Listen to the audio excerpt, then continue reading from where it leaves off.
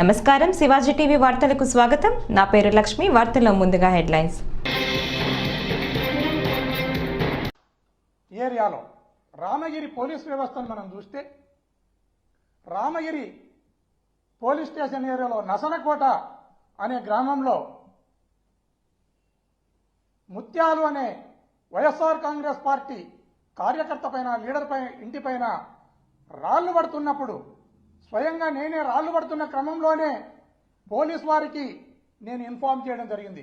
Concern ఎస్ఐకి నేను inform చేయడం జరిగింది, కన్సర్న్ సిఐకి నేను ఇన్ఫార్మ్ చేయడం జరిగింది.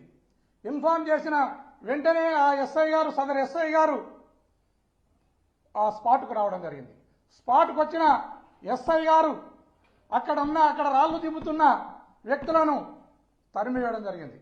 ఆ తర్వాత కేసు కట్టవలసి వస్తుంది అన్న భావనతో ఏదైతే దుండగులు రాళ్లు జిమ్మినారో ఆ రాళ్లను స్వయంగా ఎస్ఐ గారు తన జీపులో వేసుకుని పోవడం అనేది చాలా పోలీస్ వ్యవస్థకే సిగ్గుచేటుగా నేను భావిస్తున్నాను. అదే కాకుండా ఇదే రామగిరి ఎస్ఐ గారు ఈ రామగిరి మండలాధ్యక్షుని ఎన్నిక విషయంలో ఒక ముగ్గురు వ్యక్తులు అక్కడ ఎలక్షన్ ప్రక్రియలో భాగంగా వెళ్తే ఆ ఎన్నికను విఘాతం కలిగించే విధంగా అక్కడ ఉన్న దుండగులు వీరిపైన, ఈ ముగ్గురిపైన దాడి చేస్తే, దాడి చేసిన వాళ్ళది కంప్లైంట్ తీసుకుని కేసు కట్టవలసిన సబ్ ఇన్స్పెక్టర్ ఈ దాడి చేసిన వ్యక్తులను వదిలేసి ఏదైతే బాధితులున్నారో బాధితుల కారులో కత్తులను, కటార్లను, రాళ్లను వేసి ఆ కత్తులను, కటార్లను, రాళ్లను రికవరీ చూయించి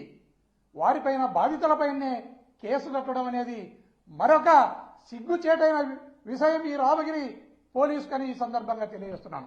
అదేవిధంగా ఏదైతే పాపిరెడ్డిపల్లె గ్రామం ఉందో, మొన్న హత్య జరిగిన గ్రామం ఉందో, ఆ గ్రామంలో లింగమయ్య ఇంటి మీదకి, అదేవిధంగా జయచంద్రారెడ్డి అనే వ్యక్తి ఇంటి మీదకి 2 సార్లు దాడులు చేస్తే పోలీస్ వ్యవస్థ సరిగా రెస్పాండ్ కాకపోవడంతోనే పోలీసు ఏం చేయలేని వారిని జోకర్లాగా చూసి ఈ ముద్దాయిలు లింగమయ్యను నిర్దాక్షిణ్యంగా పొట్టన పెట్టుకోవడం జరిగింది.